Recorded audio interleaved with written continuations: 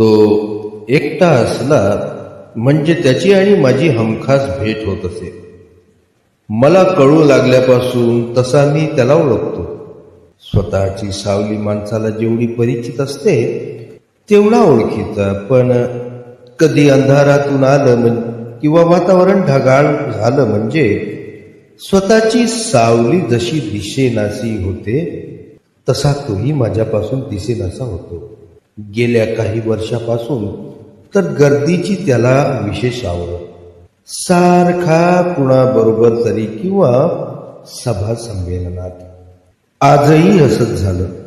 एका सभागृहात सामाजिक प्रश्नावर परिसंवाद आयोजित केलेला. स्टेजवर मान्यवर मंडळी, त्या घोळक्यात तो अंग चोरून बसलेला.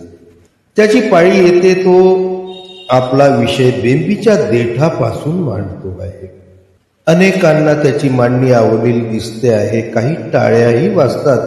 सभा संपते. त्याच्या भोवती असलेले चेहरे दिसेनासे होतात. माझ्याजवळ तो येऊन बोलतो. माझं भाषण कसं झालं? छान बोललास, पण एक सांग, तू केव्हाच प्रसन्न दिसत नाही. नेहमीच वैतागलेला, तुझा चेहरा गलोली सारखा ताणलेला. फार दिवसापासून तू आज मला पकडलेलं दिसतंय. अरे, तुझ्यापासून आजवर काय लपवून ठेवलंय? तुझा एक प्राध्यापक मित्र तुला दलित ब्राह्मण अशी शिवी हासळत असतो. त्याच्या म्हणण्यात तथ्यांश आहे. लौकिक दृष्टीने पाहिलंस तर मी सुखी माणसाचा सदरा घातला. असंच कुणालाही वाटेल. महिन्यात 700-800 रुपये पदरात पडतील अशी सरकारी खात्यात नोकरी आहे, तीही ऑडिटरची. मायबाप सरकारनं भाड्याचं का होईना सबरमध्ये घर दिलंय. सुशिक्षित बायको आहे. 2 मुली शिकतायत. आपलं नाव पुढं चालावं म्हणून अंगा खांद्यावर 5-6 वर्षाचा मुलगा खेळतोय. मोठ्या मुलीचं लग्न झालंय. मागल्या वर्षी तिला मुलगा झाला. म्हणजे 40शीत मी आजोबा झालोय. माझ्याकडे पाहून खरं वाटत नाही. एकंदरीत वेल मांडवायला चालली. तरी पण तू उदास. तुझं असं काय हरवलंय? टोपी हरवलेल्या गुराख्याच्या पोराची गोष्ट तुला माहित आहे का? मी नकारार्थी मान डोलावली. तो बोलू लागला. एका गुराख्याच्या पोराची हरवली असते टोपी. पोराला सतत टोपीची आठवण यायची. खाताना पिताना टोपी डोळ्यासमोर दिसायची. त्यामुळे तो सतत बेचैन. एके दिवशी तो नेहमी सारखा रानात गुरं चारायला जातो. तिथं शहरातून प्रेम करायला आलेलं असतं एक जोडपं. त्या दोघांचा प्रेमातला संवाद गुराखी चोरून ऐकतो.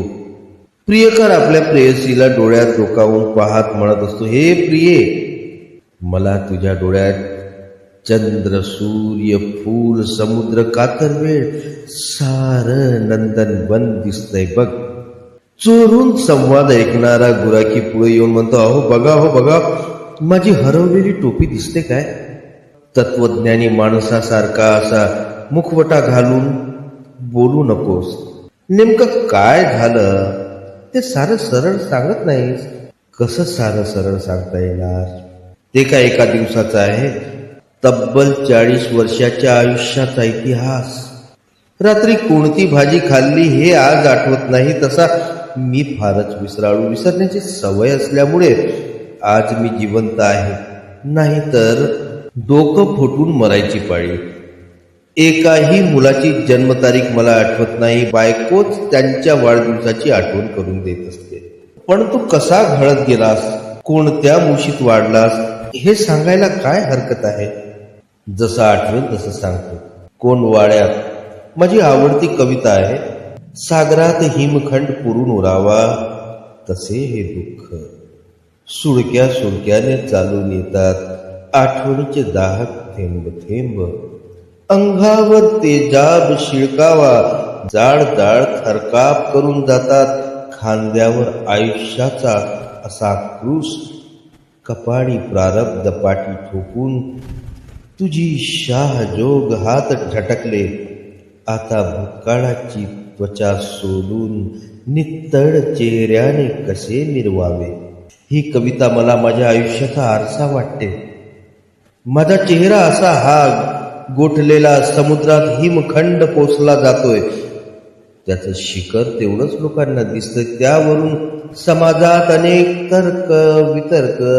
मी भोगलेला भूतकाळ तर या सागरात कोसलेल्या बर्फाचा पहाडा एवढा.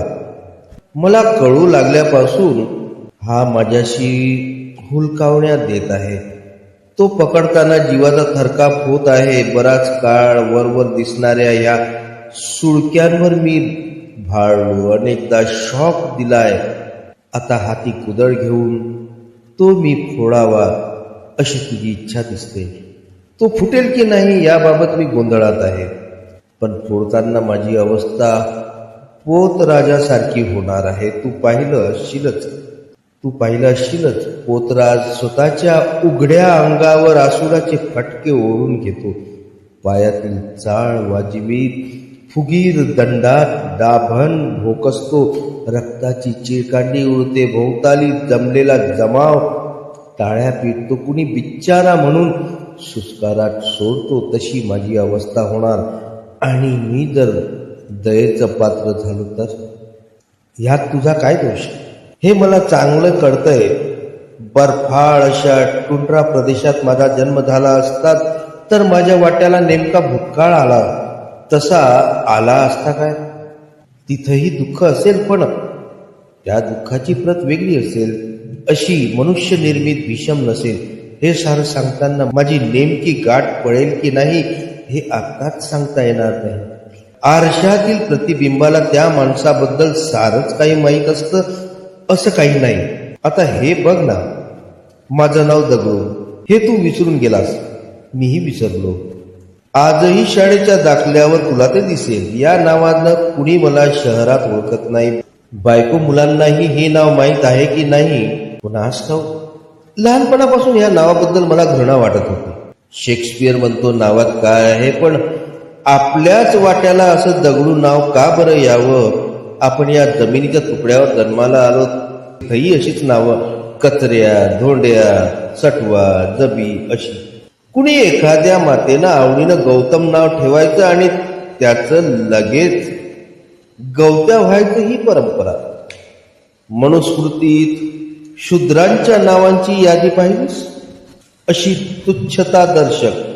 ब्राह्मणांची विद्याधर, क्षत्रियांची बलराम आणि वैश्यांची लक्ष्मीकांत, तर शूद्राची शूद्रक मातंग अशी.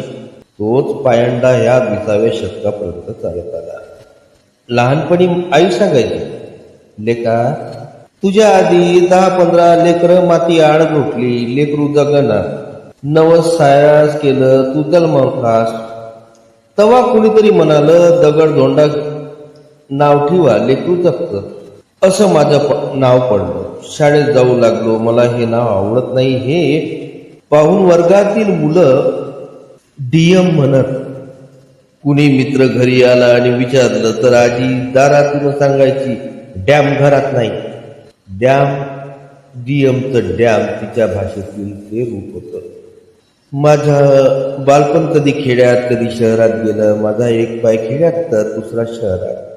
असं म्हटलं तर चुकीचं होणार नाही. त्यामुळे आजही पूर्ण शहरात किंवा खेड्यात मी वावरत नाही. माझी मानसिकता दुभंगलेली, जरासंघासारखी 2 दिशांना फेकली.